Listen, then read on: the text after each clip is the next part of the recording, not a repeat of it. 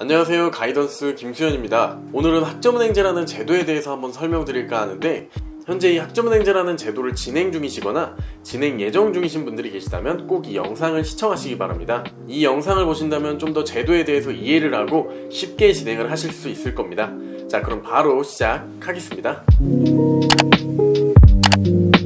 일단은 이 학점은행제라는 제도에 대해서 간단하게 짚고 넘어가도록 하겠습니다. 학점은행제라는 제도는 이제 국가평생교육진흥원에서 주관하는 평생교육제도인데요. 다양한 방법을 통해 학점을 취득하는 제도입니다.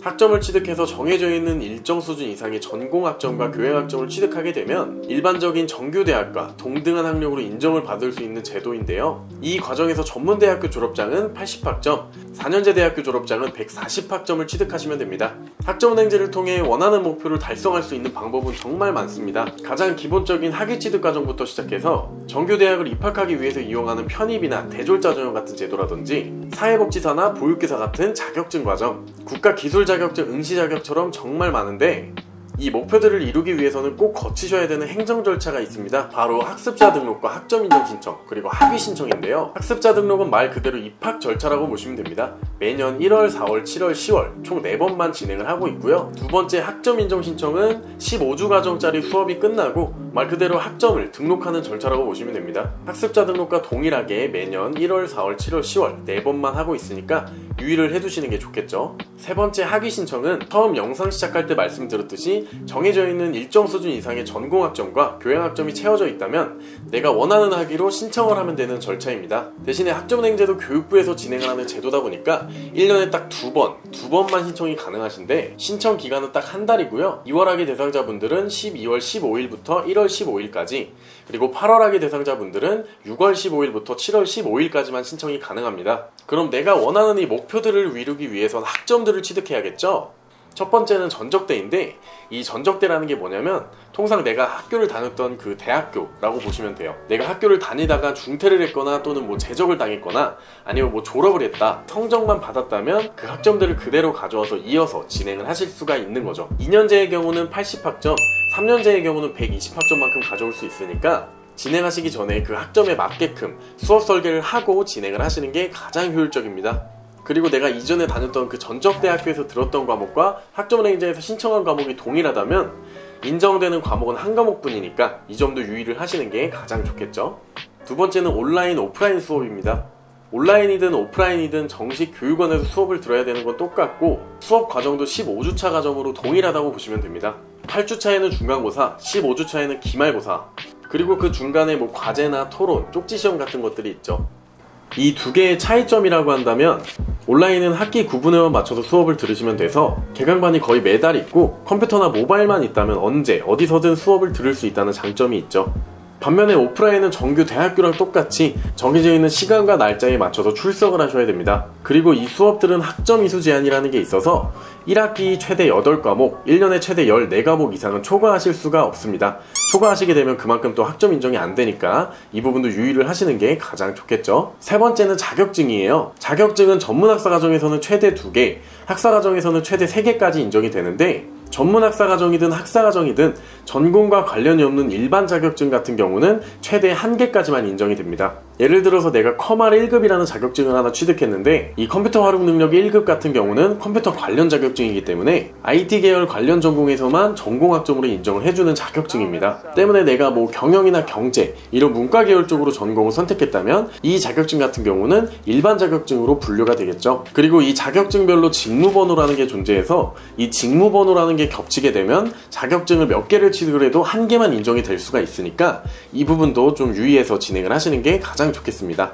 그리고 교양학점으로 인정되는 자격증은 단 1개도 없습니다. 마지막으로는 독학사 시험입니다. 이 독학사라는 거는 마찬가지로 이제 평생교육진흥원에서 주관하는 제도인데, 전공 선택을 먼저 하고 1단계부터 4단계까지 일정 커트라인을 통과를 하게 되면 그거에 맞는 학점이 주어지는 제도라고 보시면 돼요. 1단계가 가장 쉽고 단계가 올라갈수록 4단계가 가장 어려워진다 라고 생각을 하시면 되는데, 단계별로 있는 이 과목들을 합격을 하게 되면 각 과목마다 학점은행제에서 인정을 해주는 그런 제도라고 보시면 됩니다. 독학사 1단계 같은 경우는 이제 총 5과목, 교양학점은 4학점씩 인정이 되는데요. 그래서 난이도가 많이 어렵지 않고 고등학교 정도 수준의 난이도라서 많은 분들이 학점을 취득하는 데 있어서 용이하게 사용을 하고 있죠. 매년 꽤 많은 분들이 시험을 응시를 하는 걸로 알고 있는데, 응시하시는 분들의 대다수가 이제 빠른 기간 내에 단기간에 학위를 취득하셔야 되는 그런 분들이 시험을 주로 보시더라고요. 그리고 학점은행제를 진행을 하실 때 가장 유의하셔야 되는 부분은 바로 학위 취득 조건인데요. 첫 번째로는 전공 필수 과목입니다. 학점은행제로 진행을 하실 수 있는 전공은 정말 다양하게 있습니다. 이 각각의 전공에서 이 전공마다 필수로 들어야 졸업이 가능한 이런 과목들이 있는데, 그걸 바로 전공 필수 과목이라고 부릅니다. 이 과목들을 이수를 하지 않고 오직 전공학점만 채웠다면 당연히 졸업이 불가능합니다. 근데 만약에 이 전필 과목들 중에 내가 듣기 싫은 과목들이 있어요. 그러면 그 과목들은 자격증을 취득함으로써 대체를 하실 수 있습니다.